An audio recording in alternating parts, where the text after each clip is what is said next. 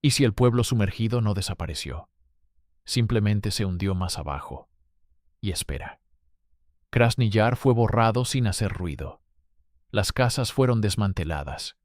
La gente fue evacuada. Los papeles fueron firmados. Pero el cementerio guardaba silencio. Y las tumbas no cuadraban. Como si una parte no hubiera sido encontrada. Luego comenzaron las fallas. Siempre en el mismo sector.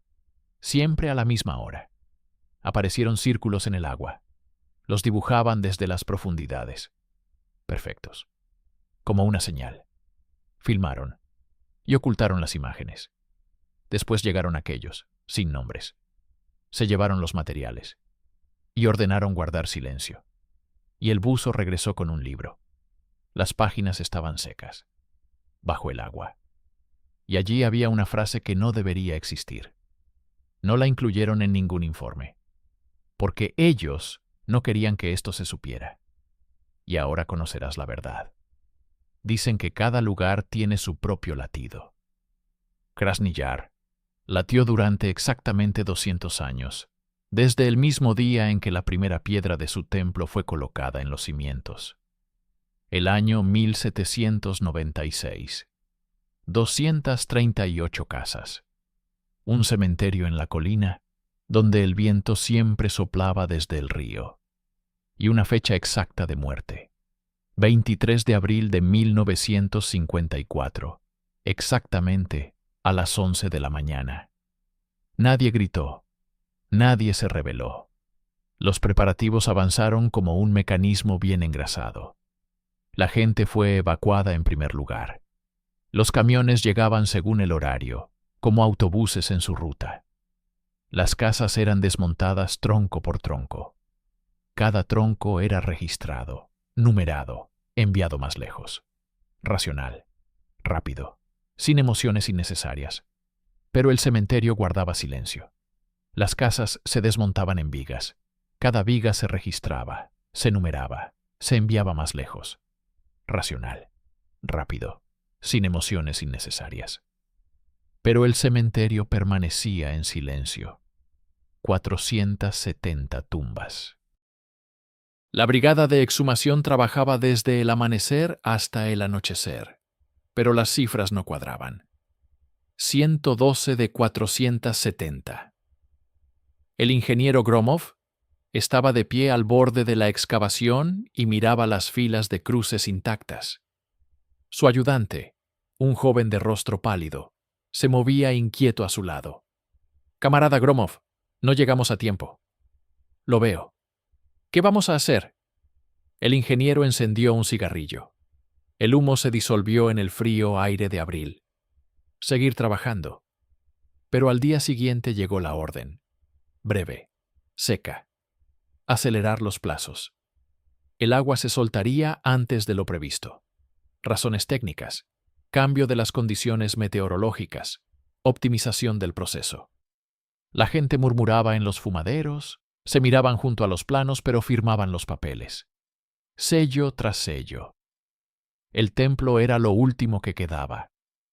En el comité ejecutivo del distrito discutieron durante 3 horas. Si volarlo o no. Alguien hablaba del simbolismo, alguien del valor práctico del ladrillo. Al final venció la lógica. No es conveniente. El informe técnico lo redactaron en media hora. Fríamente, punto por punto. No hay amenaza para la navegación. Altura de la cúpula, 17 metros. Profundidad del embalse en ese punto, 23. Margen suficiente. Las esclusas se abrieron en silencio. A la navegación. La altura de la cúpula, 17 metros. La profundidad del embalse en ese punto, 23. Margen suficiente. Las esclusas se abrieron en silencio. El agua avanzaba despacio, casi con cortesía.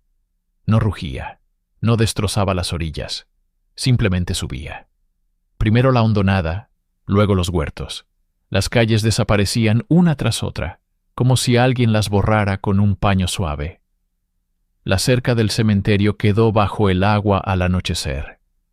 Las cruces asomaban todavía un día más, palitos negros sobre la superficie gris. El templo resistió más que todos. Primero el agua tomó los cimientos, luego las ventanas. La cúpula flotaba como un corcho, dorada, absurda, obstinada. Gromov permanecía en la orilla y observaba cómo desaparecía lo último. Su ayudante callaba. ¿Qué se podía decir? Al mediodía la cúpula se hundió. El informe para Volgostroy lo redactaron ese mismo día. Objeto de valor cultural inundado conforme al procedimiento establecido. Normas técnicas cumplidas, firma, sello, punto. Pasaban los meses. El embalse funcionaba a la perfección. Las turbinas zumbaban uniformemente. Los gráficos coincidían con los pronósticos. Los ingenieros informaban de los éxitos. El sistema era impecable. Y entonces ocurrió el primer fallo. Pequeño, casi imperceptible. El sensor de profundidad en el sector D7 mostró una anomalía. Durante 3 segundos. El técnico lo atribuyó a interferencias. Pero al día siguiente las interferencias se repitieron. Y otro día más. Siempre a la misma hora. Siempre en el mismo lugar. Exactamente a las 11 de la mañana. El sector D7 se encontraba justo encima del lugar donde una vez estuvo el templo. Al mismo tiempo. Siempre en el mismo lugar. Exactamente a las 11 de la mañana. El sector D7 se encontraba justo encima del lugar donde una vez se alzaba el templo. Habían pasado 3 meses desde que el agua engulló Krasny Yar. 3 meses en los que la estación se transformó de una obra en construcción en un organismo vivo. Las turbinas zumbaban. Los generadores producían los megavatios planificados. Las salas de control se llenaron de la luz uniforme de los monitores. El director Igor Semyonovich Laptev incluso se permitió una sonrisa en la reunión de planificación. Iban adelantados respecto al cronograma. 0 accidentes. Las primas estaban aseguradas. La naturaleza se había rendido. El pasado se había ahogado. Pero en julio algo cambió. La esclusa número 4, una de las 8 compuertas gigantes que regulaban el flujo a través de la presa, se atascó al cerrarse. Los mecánicos descendieron a la cámara y se quedaron petrificados. La hoja metálica, del grosor de una palma, estaba deformada. No doblada, sino retorcida, como si la hubieran apretado unas tenazas invisibles desde dentro. El acero de marca 09G2S, capaz de soportar una presión de cientos de toneladas, se había deformado sin causa aparente. «Defecto de fábrica», dijo el ingeniero jefe Valentín Somov, aunque en su voz resonaba la incertidumbre. Reemplazaron la compuerta. El informe se envió arriba con la nota «Deformación anómala. Se está determinando la causa». Nadie quería profundizar más. Sonaba inseguridad. Reemplazaron la compuerta. El informe subió a las instancias superiores con la nota «Deformación anómala. Se está determinando la causa». Nadie quería profundizar más. Agosto trajo un nuevo enigma. Esclusa número 2. Las juntas de goma, diseñadas para décadas de servicio, se desmoronaron en polvo en un mes. El laboratorio tomó muestras de agua. Acidez normal, composición química sin desviaciones, temperatura estable. Reemplazaron las juntas. Varias semanas después, otra vez polvo. Como si la goma hubiera sido devorada por algo invisible y hambriento. ¿Quizás el lote era defectuoso?, sugirió el joven técnico, Sasha Voronov. Pero los trabajadores veteranos guardaban silencio. Ellos habían visto cómo cambiaban las juntas. Nuevas, de fábrica, en paquetes sellados. Septiembre devolvió a todos a la esclusa número 4. Esta vez falló la electrónica. El bloque de control simplemente dejó de responder a los comandos. El diagnóstico mostró: todos los elementos funcionaban correctamente, pero el sistema no operaba. Reemplazaron todo el bloque. Varios días después, repetición. El nuevo bloque estaba muerto sin razón aparente. El director Laptev convocó a los ingenieros a su despacho. Valentín Somov, habitualmente imperturbable, por primera vez parecía desconcertado.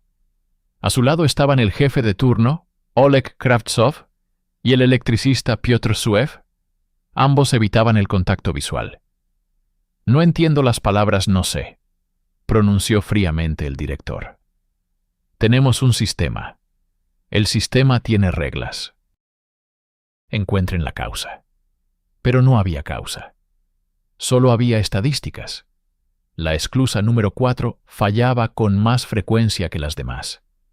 Siempre de manera diferente. Siempre sin explicaciones. Octubre cubrió la estación con las primeras heladas y un nuevo fenómeno. El número 4 fallaba con más frecuencia que los demás.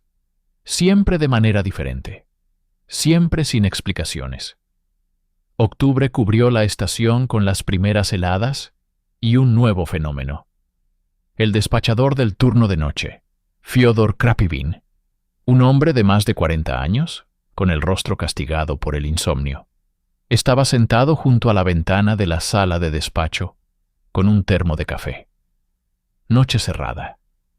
El embalse yacía como un espejo negro bajo las escasas estrellas. No había viento. El agua era una superficie muerta.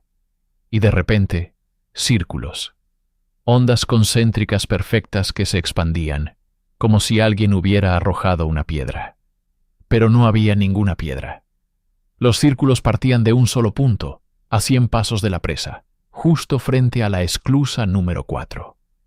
Fyodor se frotó los ojos. Los círculos seguían expandiéndose, lentos, pausados.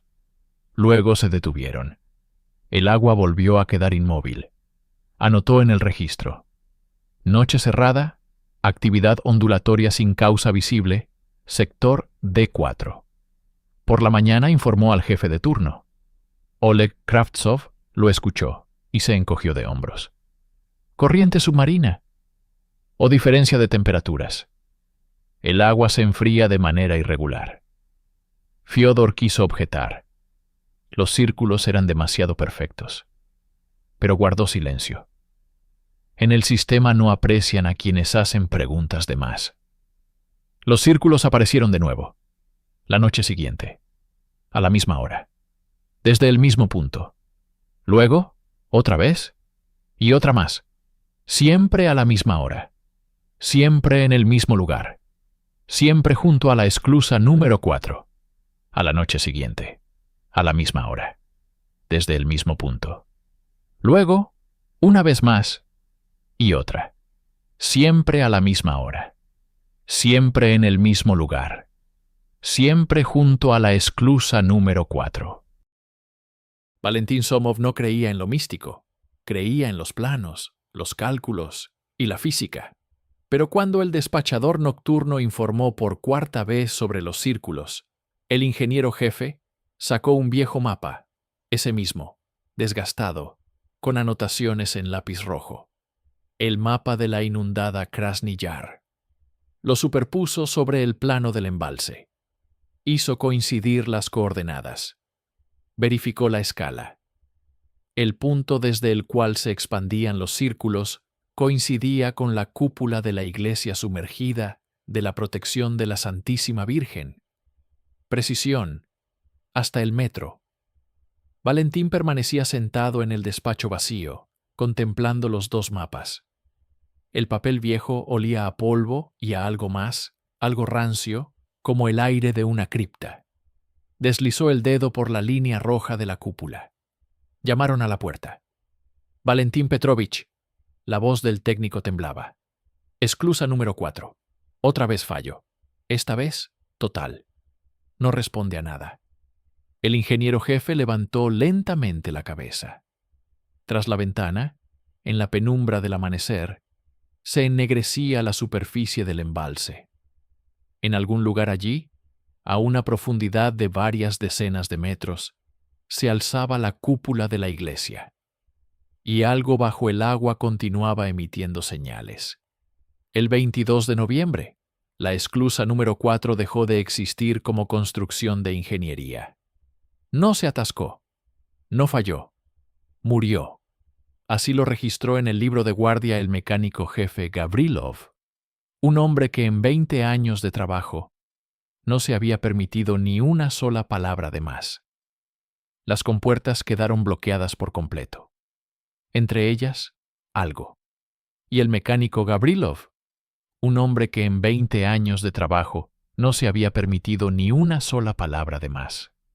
Las compuertas se habían quedado bloqueadas. Entre ellas había algo. Los buzos de Volgostroy descendieron al amanecer. El agua estaba turbia, fría, normal para noviembre. 8 metros de profundidad. Ilya Rogov, el más experimentado de la brigada, palpó el obstáculo casi de inmediato. Madera. Tosca. Antigua. Forma. Una viga vertical. Cuando lo subieron, en el muelle se hizo un silencio absoluto. Una cruz. 1,70 m de altura. De viejos creyentes. De 8 puntas, con el travesaño inferior inclinado. En la viga transversal, grabado con letras irregulares, «Esta tierra está guardada por Dios». La madera se había oscurecido por el tiempo y el agua, pero la estructura se conservaba intacta, como si la hubieran clavado en la tierra ayer mismo, precisamente clavado.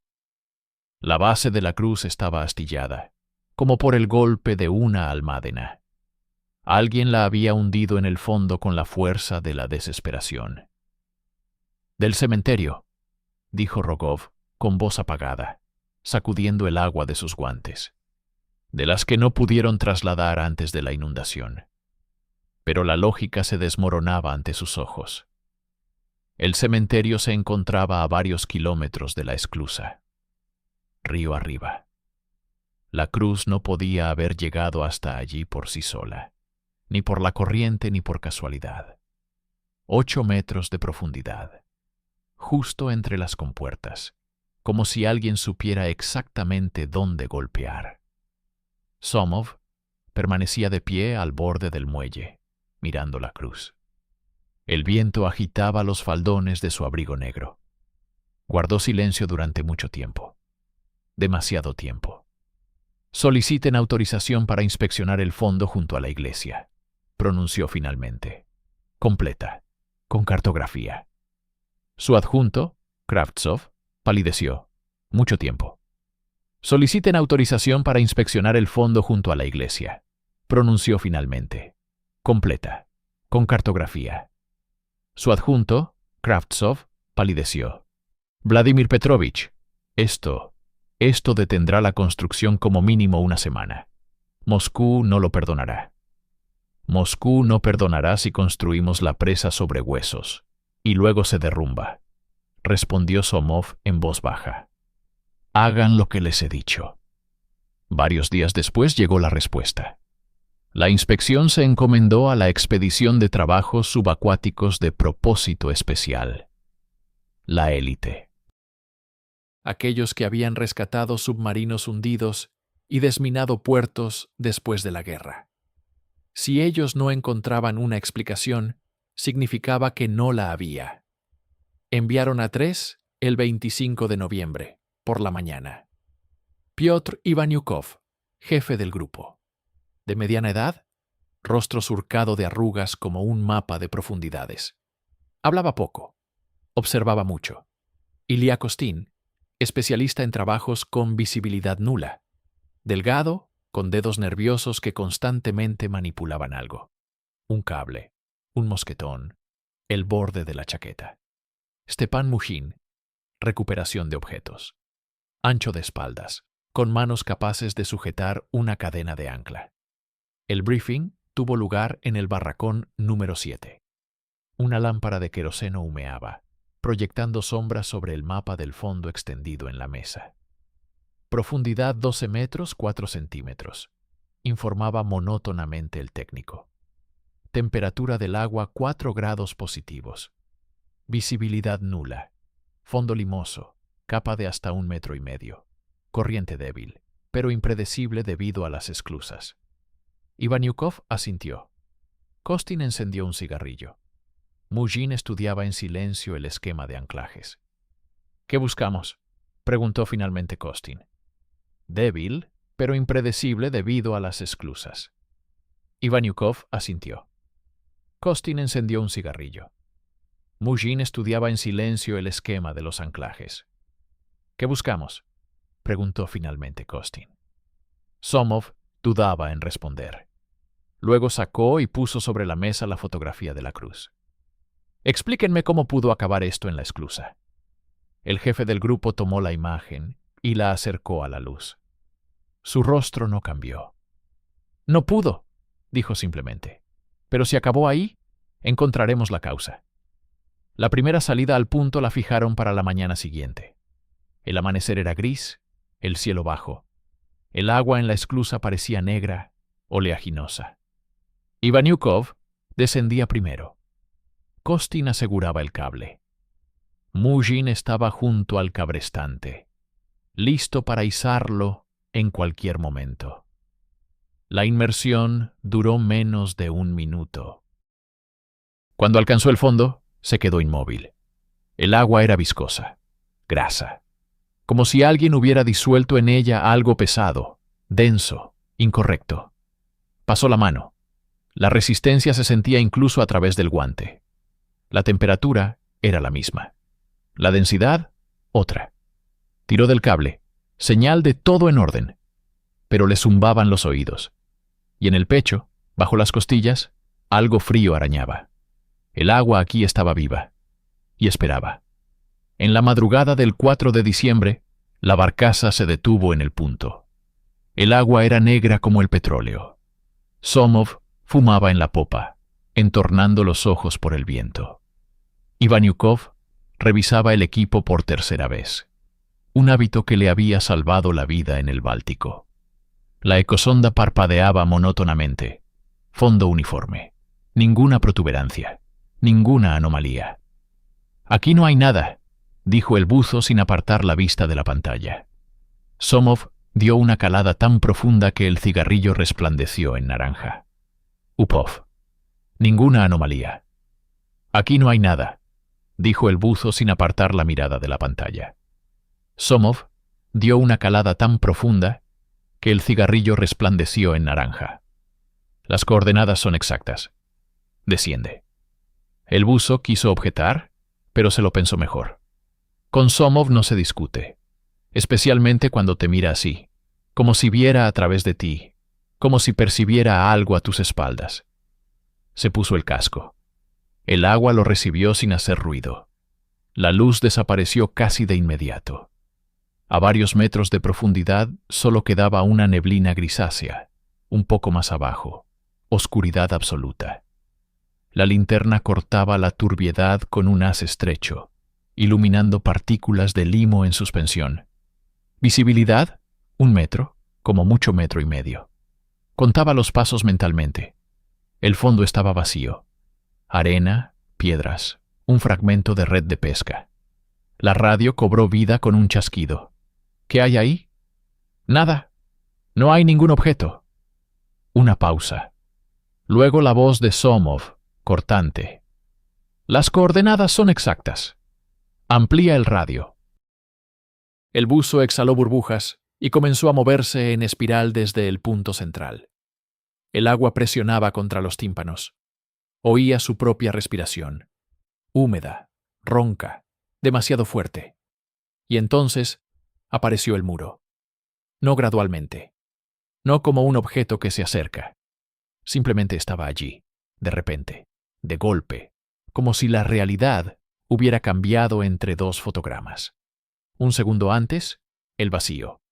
Ahora, la piedra. Se quedó inmóvil. El corazón le golpeó las costillas. El muro se elevaba hacia arriba, perdiéndose en la oscuridad. La mampostería era antigua, pero uniforme. La iglesia no yacía de costado, como suelen yacer los edificios sumergidos. Estaba en pie, vertical, como si el agua fuera aire y el fondo del embalse, tierra firme. La iglesia no yacía de costado, como suelen yacer los edificios sumergidos. Estaba en pie, vertical, como si el agua fuera aire y el fondo del embalse, tierra firme. Pasó la mano por la piedra, fría, resbaladiza por la capa de algas. Real. La encontré, dijo por la radio. Descríbela. Un muro, mampostería. La iglesia está vertical como... ¿Cómo qué? Como si la hubieran construido ayer. El silencio en los auriculares fue prolongado. Luego, busca la entrada. Se desplazó a lo largo del muro, aferrándose a la piedra. Esquinas, ventanas, estrechas, obstruidas por el limo. Un contrafuerte. Otra esquina. Y una puerta. De 2 hojas. De madera. Con bisagras forjadas. Estaba intacta. No empapada, no hinchada, no carcomida por el tiempo. La madera parecía seca, como si el agua no la hubiera tocado. Como si entre ella y la puerta existiera una frontera invisible. El buzo tocó la hoja. Bajo los dedos, una superficie lisa, cálida. Retiró la mano bruscamente. ¿Qué pasa ahí? La voz de Somov sonaba tensa. Una puerta, de madera. No está mojada. Ábrela. ¿Qué? ¿Me oíste? Ábrela. Tanteó el pomo. Una argolla de hierro, fría, a diferencia de la madera. Tiró. La puerta se resistió. Apoyó los pies contra la piedra. Empujó con todo su peso. La hoja se sacudió y se abrió de par en par. Demasiado fácil, demasiado rápido, como si alguien la hubiera empujado desde dentro. Más allá del umbral había oscuridad. No como la del agua. Otra. El haz de la linterna chocaba contra ella como contra una tela, sin penetrar más allá de 1 metro. Negra, densa, viva. Dio un paso hacia el interior. Ridad. No como en el agua. Diferente. El haz de la linterna chocaba contra ella como contra una tela, sin penetrar más allá de 1 metro. Negra, densa, viva. Dio un paso hacia el interior. El agua cambió. Lo sintió con todo su cuerpo. Un movimiento rítmico, lento, como una respiración. Inhalación, exhalación, inhalación. Estoy dentro, susurró. No hubo respuesta. La radio permanecía en silencio. El buzo levantó la linterna más alto. La oscuridad devoraba la luz. Dio un paso, otro más, y apagó la linterna. La oscuridad debería haberse vuelto absoluta, pero no lo hizo. Adelante, en las profundidades de la iglesia, parpadeaba una luz amarilla y cálida, temblorosa, irregular, como la llama de una vela. Ivaniukov caminaba hacia el altar y cada paso resonaba en el silencio como el golpe de un martillo contra el cristal. Bajo sus pies, piedra, limpia, seca, ni rastro de limo, ni la fina película de algas que debería haber cubierto todo aquí, a semejante profundidad. Se detuvo, se agachó y pasó la mano por el suelo. Superficie lisa, fría, pero sin señales de descomposición, como si hubieran limpiado la catedral el día anterior. Aquello estaba mal. Todo lo que había visto hasta ese momento, las ventanas rotas, las bóvedas hundidas, las grietas en los muros, hablaba de largas décadas bajo el agua. Pero aquí, en el altar central, el tiempo parecía haberse detenido, o no haber existido en absoluto. Levantó la cabeza y vio el altar. Velas, décadas bajo el agua. Pero aquí, en el ábside central, el tiempo parecía haberse detenido, o no haber existido nunca. Levantó la cabeza y vio el altar. Velas. Multitud de velas, delgadas, de cera, amarillas, ardían bajo el agua. Las llamas oscilaban lentamente, densamente, como si el aire se hubiera vuelto espeso, como miel. Las lenguas de fuego se elevaban hacia arriba, pero no desaparecían, no se apagaban. La cera se derretía y ascendía en gotas, como si fuera ingrávida, formando caprichosos dibujos en el espesor del agua. se quedó paralizado. La respiración se aceleró. El oxígeno de las bombonas pareció de pronto demasiado pesado. Pulsó el botón de comunicación. Somov, estoy junto al altar. Aquí. La voz tembló. Aquí arden velas. Bajo el agua. Pausa. Larga. Demasiado larga. Repite. Sonó por fin en el auricular. La voz de Somov era uniforme, pero percibió tensión en ella. Velas. Ardiendo. Bajo el agua. En el altar. Las estoy viendo ahora mismo. Silencio otra vez. Después. Comprueba las bombonas. Es posible que tengas narcosis por nitrógeno. Miró el manómetro. Presión normal. Profundidad insuficiente para alucinaciones. Volvió a mirar el altar. Las velas seguían ardiendo. Todo está en orden, dijo en voz baja. Esto no son alucinaciones. Dio un paso adelante, luego otro más, extendió la mano y tocó una de las velas. La cera estaba blanda, tibia, fresca, como si la hubieran colocado hacía unos minutos.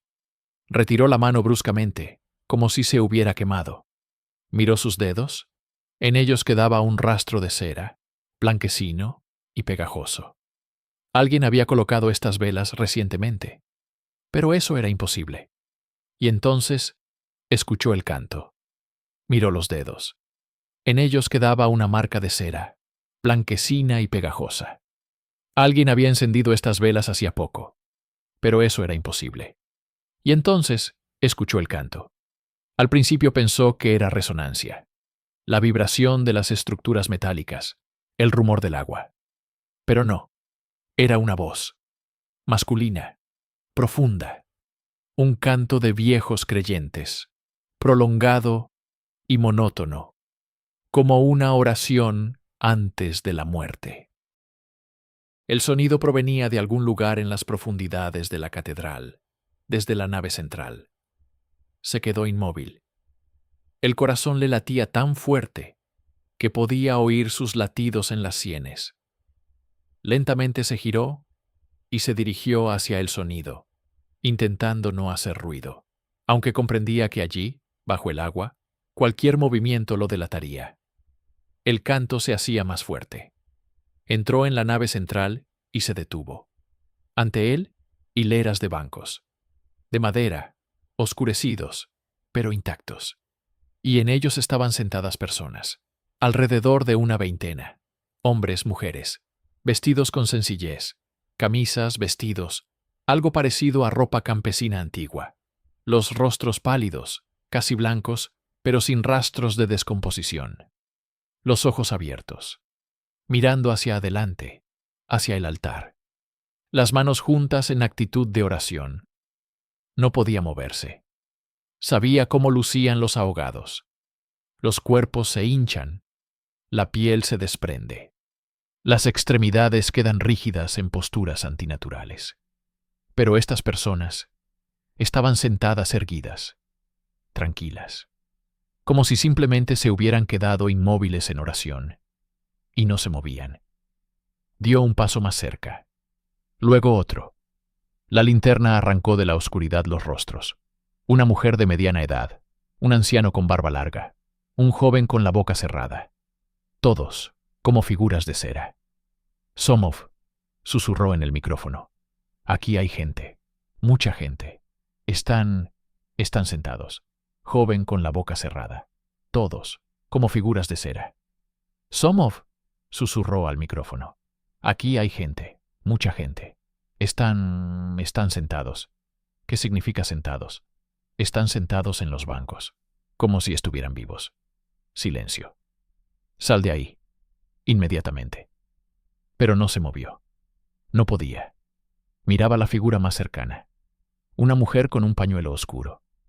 Sus ojos estaban abiertos, pero vacíos, sin pupilas, como si alguien los hubiera quemado desde dentro.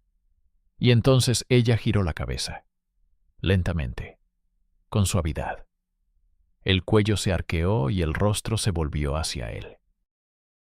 Los ojos, vacíos, blancos, se clavaron directamente en él. Retrocedió bruscamente, y entonces los demás comenzaron a girarse. Ivaniukov emergió demasiado rápido. La bombona aún siseaba cuando se arrancó el regulador y exhaló, largo, convulsivamente, como si el agua intentara retenerlo abajo.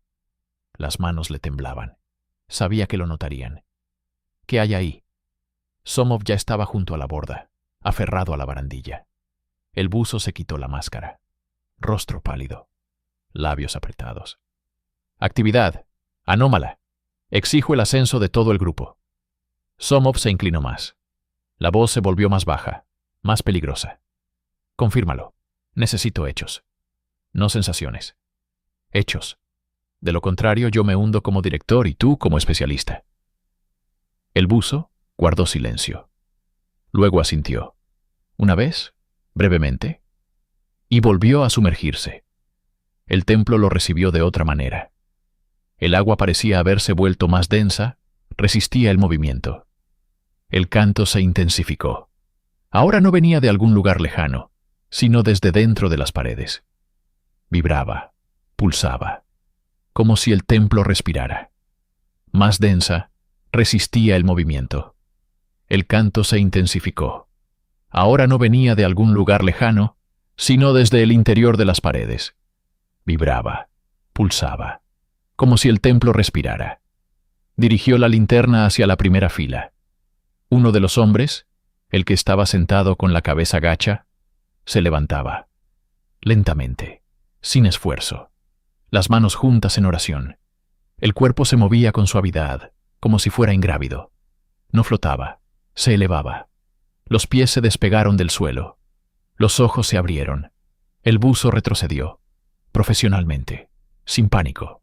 Un paso atrás, otro más. El haz de la linterna temblaba, no por miedo, sino por la presión en el pecho. El corazón latía demasiado fuerte, demasiado rápido. A sus espaldas algo susurraba. Se giró bruscamente. La linterna arrancó de la oscuridad un pasillo vacío. Nadie. Pero había pasos. Los oía. El roce de tela contra piedra. Lento, metódico. Se dirigió hacia la salida. No corrió. Caminó. Controlando la respiración. Controlando los movimientos. En el agua el pánico mata más rápido que cualquier peligro. En el umbral de la puerta se volvió por última vez. En la oscuridad había siluetas. Varias. Inmóviles. Miraban. Simplemente miraban. Y cuando comenzó a ascender, no se movieron. Solo las cabezas giraban lentamente siguiéndolo, al unísono, como un solo ser. En la barcaza lo recibieron en silencio. Somov lo ayudó a subir a bordo. Kostin le tendió un termo. Nadie preguntó. Todos vieron el rostro del buzo. Ivaniukov se sentó. Se quitó los guantes. Los dedos aún temblaban. Allí no debería haber vivos, dijo en voz baja. ¿Entienden? No debería haberlos. Somov se sentó a su lado. La voz se volvió conciliadora, casi suave. Aún le temblaban. Allí no debería haber vivos, dijo en voz baja. ¿Entiendes? No debería. Somov se sentó a su lado. Su voz se volvió conciliadora, casi suave.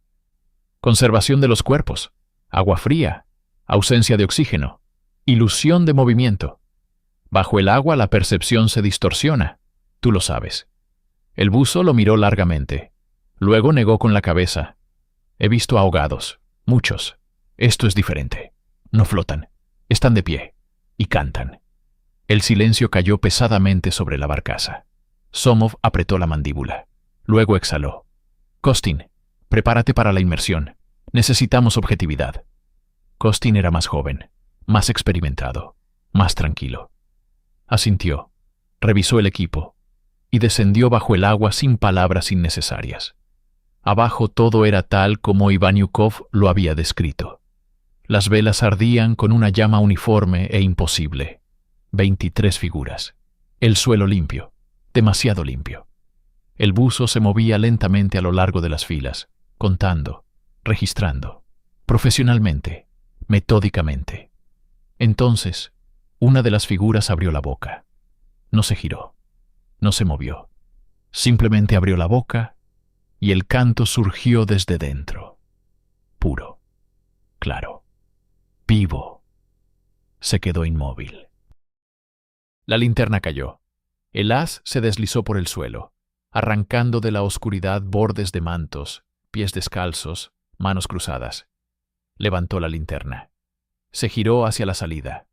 En la entrada había nuevas figuras. No estaban allí un segundo antes. Lo recordaba con certeza. El paso estaba vacío. Ahora había 4 allí, inmóviles, mirando. Costin dio un paso atrás. La presión en el pecho comenzó a crecer. No por la profundidad, sino desde dentro, como si el templo lo comprimiera. Lentamente, inexorablemente. El aire en los pulmones se volvió ardiente. El pulso ensordecía. La presión sobre el pecho comenzó a aumentar. No por la profundidad, sino desde dentro, como si el templo lo estuviera comprimiendo. Lentamente, inexorablemente. El aire en los pulmones se volvió caliente. El pulso lo ensordecía. Retrocedió hacia la pared. Las figuras no se movían, solo miraban y cantaban, cada vez más fuerte, cada vez más cerca. Y entonces, una de ellas dio un paso adelante. Sacaron a Costin 20 minutos después.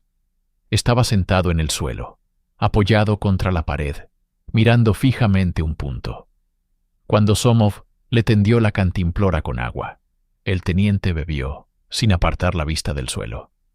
«Algo no está bien ahí abajo», logró decir finalmente. «Los vi, a todos. Estaban de pie en círculo y...» Se calló. Tragó saliva. Luego añadió más bajo. «Estaban cantando». Mujin intercambió una mirada con el comandante. 2 testimonios, los mismos detalles, velas, figuras, cánticos.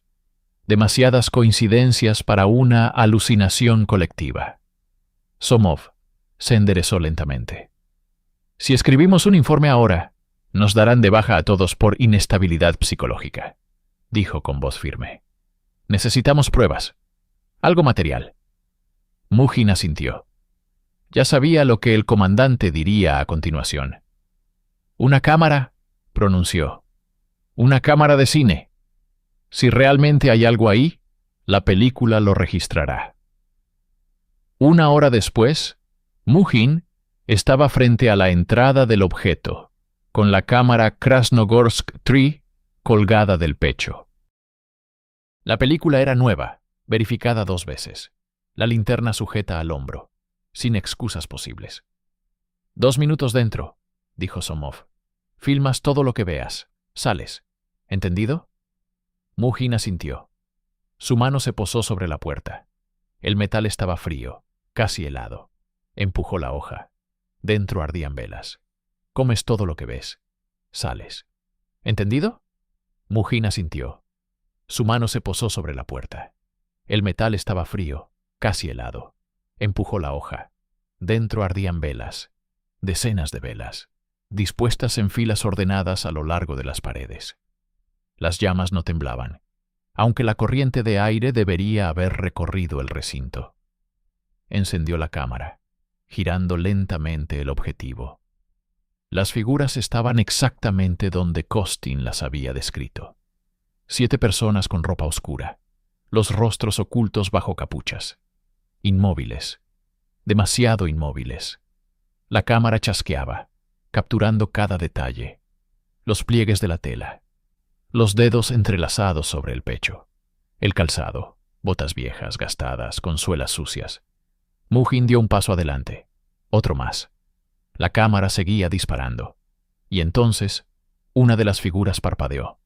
Rápido, casi imperceptible. Pero él lo vio. El corazón se le cayó al estómago. Se quedó inmóvil, apretando la cámara contra su pecho. 1 segundo. 2. Silencio. Luego parpadeó la segunda figura. La tercera. La cuarta. De forma sincronizada, como obedeciendo una orden, las 7 cabezas se giraron hacia él. El canto comenzó de nuevo. Grave, prolongado, sin palabras. El sonido no provenía de las gargantas, sino del interior de las paredes, del suelo, del aire mismo. Mujin sentía cómo la vibración atravesaba su cuerpo, haciendo resonar los huesos. Se mantuvo firme. La cámara seguía grabando. 1 minuto, minuto y medio, 2. Las figuras no se movían, pero sus cabezas permanecían giradas en su dirección. Las capuchas ocultaban los rostros, pero él sentía las miradas, pesadas, penetrantes. Comenzó a retroceder hacia la salida, despacio, paso a paso. La cámara aún funcionaba. Y entonces la puerta a sus espaldas se cerró. Miradas, pesadas, penetrantes. Comenzó a retroceder hacia la salida. Lentamente, paso a paso. La cámara aún funcionaba. Y entonces la puerta a sus espaldas se cerró, suavemente, sin ruido, como si manos invisibles la arrastraran desde dentro. Mujin se dio la vuelta. Se lanzó contra la puerta, golpeándola con el hombro. El metal no cedía. Tiró de la manija. Estaba cerrada con llave. El canto se hizo más fuerte. Empujó la puerta de nuevo, con todo su peso, y esta vez cedió. Salió tambaleándose, cayó de rodillas. La cámara se le escapó de las manos. Somov lo sujetó por los brazos. Lo levantó. ¿Filmaste?, preguntó el comandante. Mujin asintió, jadeando en busca de aire. La cámara yacía en el suelo. La película estaba intacta. La revelaron esa misma tarde. En el laboratorio improvisado, bajo la luz roja, Somov desenrollaba la cinta, sosteniéndola contra la luz. Todo se veía con claridad. Las velas, las filas, las figuras, los detalles de la ropa, incluso los pliegues de las capuchas, y el momento en que giraron las cabezas. Somov guardó silencio durante largo rato. Luego, enrolló cuidadosamente la película de vuelta. «La enviamos a Moscú», dijo. «Hoy mismo». Los materiales partieron a la mañana siguiente. La estación esperó respuesta durante una semana. Cada noche aparecían círculos en el agua. Regulares, concéntricos, como si alguien enviara una señal desde las profundidades. «Estamos aquí». El telegrama llegó en la mañana del 14 de diciembre. Breve, como un disparo. Comisión llegará el 16, preparar materiales, garantizar acceso. Ni firma ni sello, solo letras frías sobre papel amarillo. El coronel lo leyó 2 veces, como si esperara que las palabras cambiaran. No cambiaron. Tup. Ni firma ni sello. Solo letras frías sobre papel amarillo.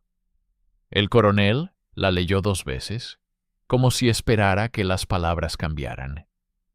No cambiaron. El 16 por la mañana caía aguanieve. El coche se acercó sin distintivos. Negro, común, anodino. De él bajaron 3 hombres. 2 uniformados sin charreteras, sin insignias, sin nombres. Rostros borrados, como de maniquíes.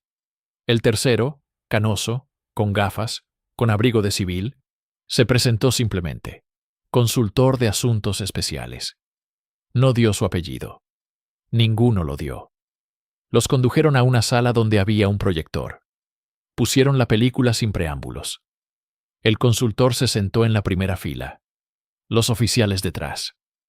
La luz se apagó. La pantalla cobró vida. La primera proyección transcurrió en absoluto silencio. Ni preguntas, ni comentarios. Solo el chirrido de una silla cuando él se inclinó hacia adelante. Cuando terminó la película, el consultor dijo una sola palabra. Otra vez. La segunda proyección fue peor que la primera. El silencio se volvió denso, como agua bajo presión. El coronel lo sabía. Cuando la gente grita, discute, niega, eso es normal. Pero cuando guardan silencio significa que lo visto ya ha sido aceptado. No dudan. Están pensando qué hacer con ello. Encendieron la luz. El consultor se quitó las gafas. Limpió los cristales lentamente, metódicamente. Luego, empezó a hacer preguntas, no como un investigador, sino como un científico. ¿Temperatura del agua? ¿Iluminación? ¿Fuente de luz? ¿Movimiento de las figuras? ¿Fluido o entrecortado? Comportamiento de la cera, ¿fluye o se solidifica? Sonido, ¿hay sonido? Cada respuesta la anotaba en una pequeña libreta. No discutía. Estaba construyendo un modelo. ¿Y entrecortada? ¿El comportamiento de la cera? ¿Fluye o se solidifica? ¿El sonido, ¿hay sonido? Cada respuesta la anotaba en una pequeña libreta. No discutía. Construía el modelo. Se necesita filmación adicional, dijo finalmente. Luz potente y sonido. Obligatoriamente sonido. ¿Hay hidrófono? Lo encontraremos, respondió el coronel. Encuéntrenlo. El 18 de diciembre, el tiempo empeoró. El viento golpeaba las ventanas de la barcaza. El agua bajo el casco se volvió inquieta, oscura, malévola. La tormenta exterior reflejaba la interior. El buzo Vaniukov revisaba el equipo en silencio, el rostro gris, los labios apretados. Sabía a dónde iba y qué le esperaba allí. Descendió con una cámara reforzada y un potente reflector. El hidrófono colgaba de su cinturón como un peso innecesario. Llegó al templo rápidamente. El camino ya era conocido. La puerta estaba cerrada. No simplemente cerrada, sino trancada. Tiró de la manija una vez, 2 veces. No cedió. Tuvo que forzarla. La palanca entró en la rendija con un crujido. La puerta se abrió lentamente, de mala gana, como la boca de un cadáver. Vaniukov encendió el reflector. Dentro todo había cambiado. Las velas no ardían. Los candelabros estaban vacíos, negros, fríos. Las figuras permanecían en sus lugares, pero ahora estaban muertas, completamente muertas, inmóviles, como piezas de museo. Los rostros de cera se habían congelado en un reposo eterno. Ni respiración, ni movimiento, solo silencio. Vaniukov acercó la mano al micrófono. Rigidez cadavérica. Las velas se apagaron. Todo está muerto. La voz del consultor sonó seca. Continúe. Solo silencio. Vaniukov acercó la mano al micrófono. Rigor mortis. Las velas se han apagado. Todo está muerto.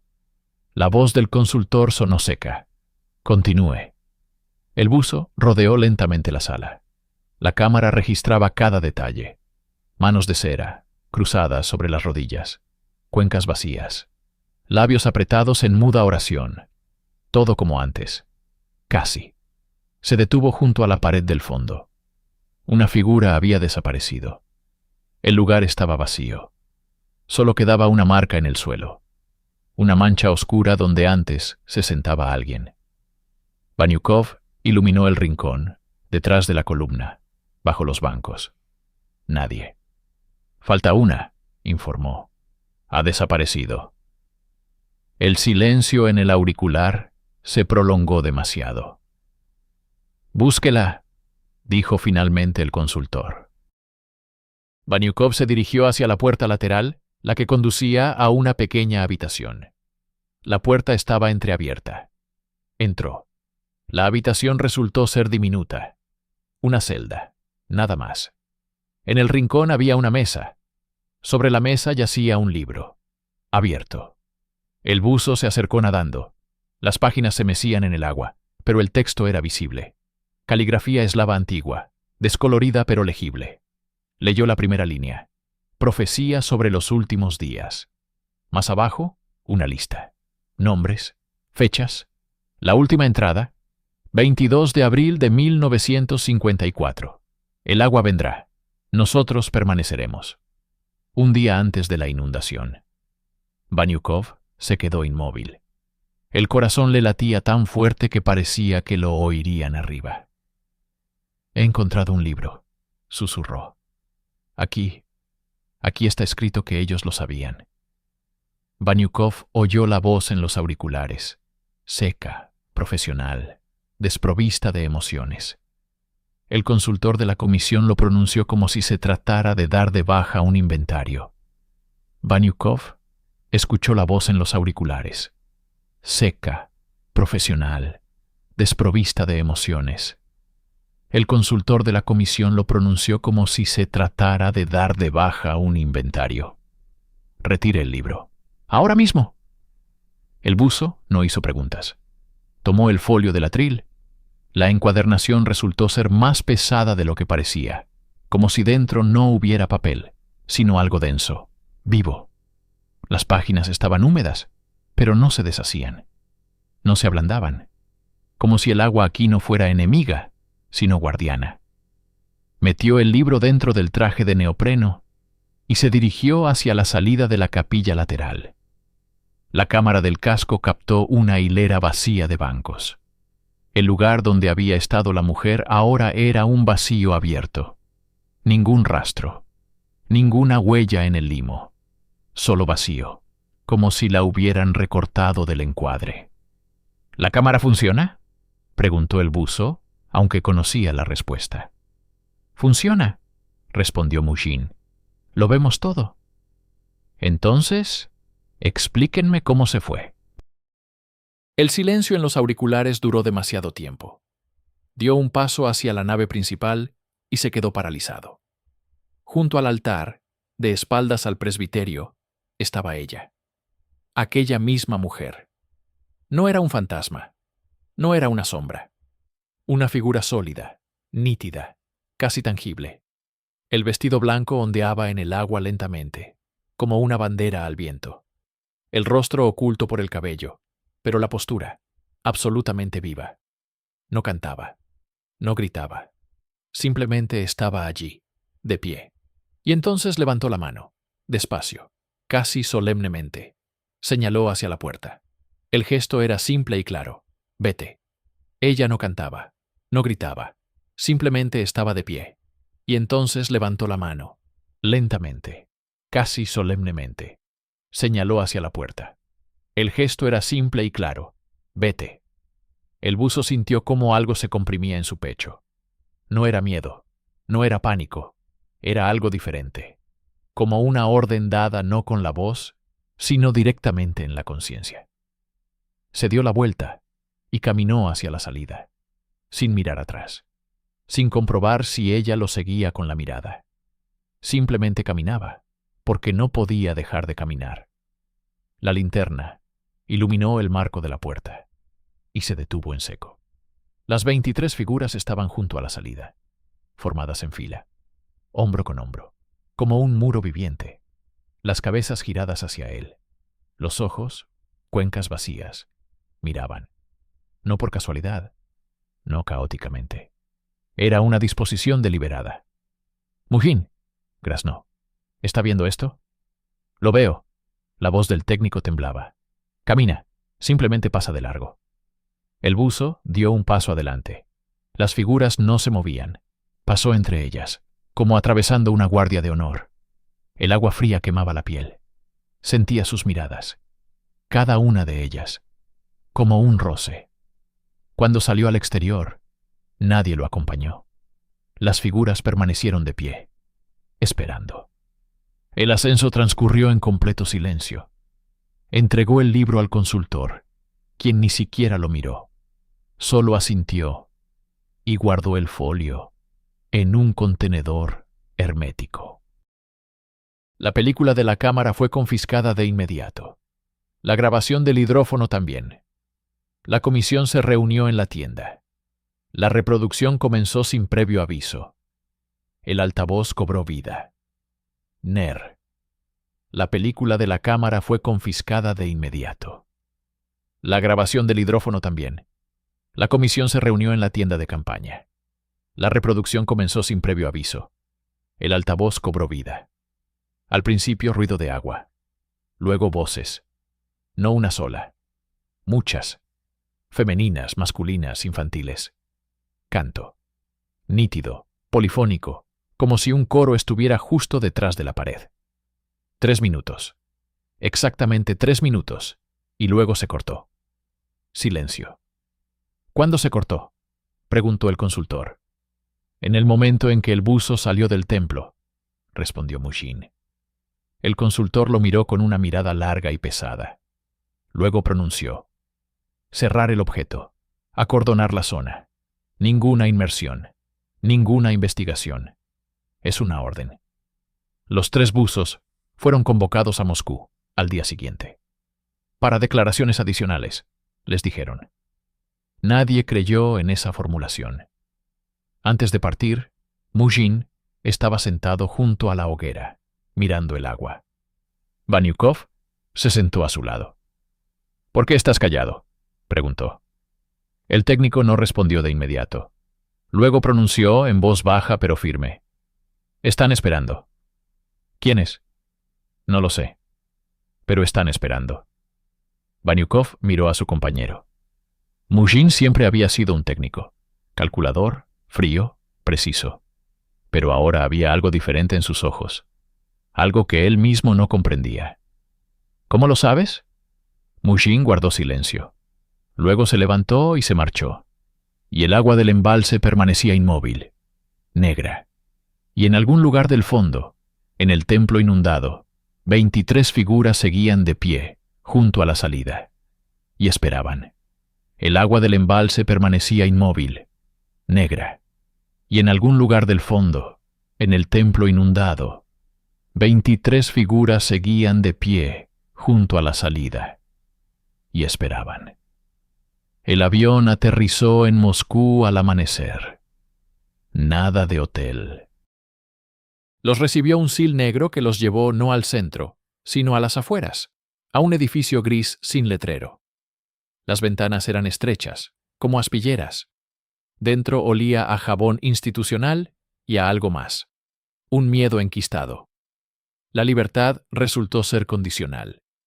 Prohibido salir. Sin teléfonos. Ni siquiera se podía escribir cartas. Régimen. La primera entrevista se llevó a cabo al día siguiente. El consultor, un hombre de unos 50 años, vestido de civil, con rostro de cirujano, desplegó carpetas ante sí y comenzó a desgranar metódicamente cada hecho. No interrumpía, no se burlaba, escuchaba, tomaba notas. Luego hacía preguntas que ponían los pelos de punta. ¿Afirman ustedes que el nivel de radiación era normal? Sí. Pero la gente moría. ¿De qué? Y Banyukov guardó silencio. Kostin apretaba los puños bajo la mesa. El consultor se recostó en el respaldo de la silla. La ciencia está obligada a reconocer las pruebas, incluso si contradicen la teoría, incluso si son incómodas. Hizo una pausa. Pero el partido no está obligado. ¿Entienden la diferencia? Lo entendió. Kostin también. El consultor continuó con calma, casi monótonamente. Imaginen, publicamos el informe. ¿Qué ocurrirá? Pánico.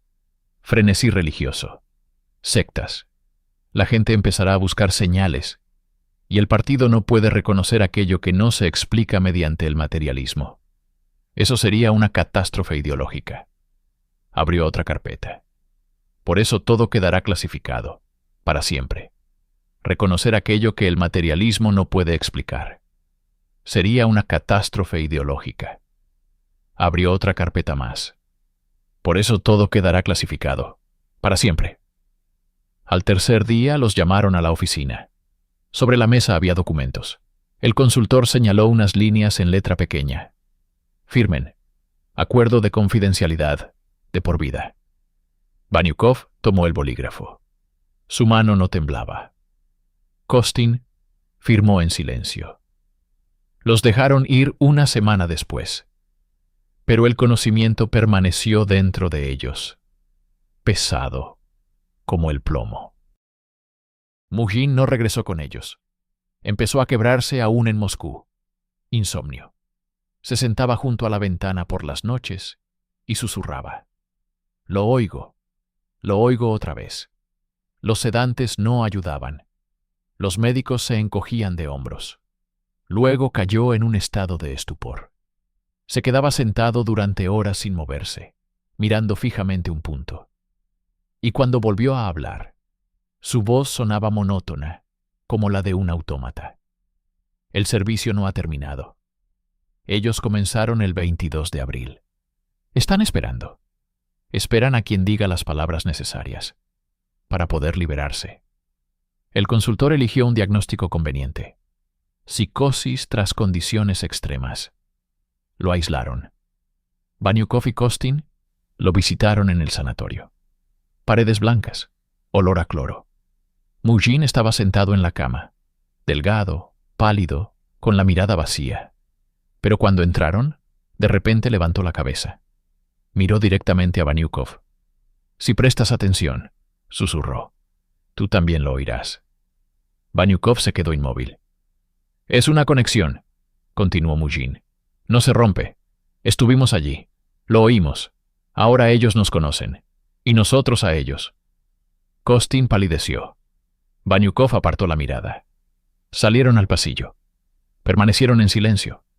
Luego Kostin preguntó, ¿se volvió loco él o nosotros? No hubo respuesta.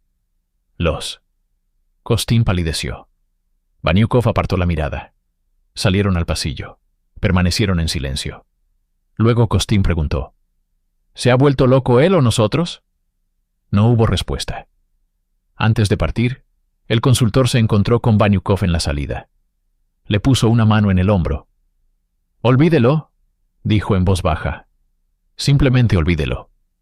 Baniukov asintió. Pero esa noche, en su apartamento, se despertó a las 3 de la madrugada. Silencio. Yacía inmóvil, escuchando atentamente. Su corazón latía despacio. La respiración, pausada, y de repente, en algún lugar al borde del oído, algo comenzó a sonar. Tenue, casi imperceptible. Cerró los ojos y se quedó inmóvil. Escuchaba.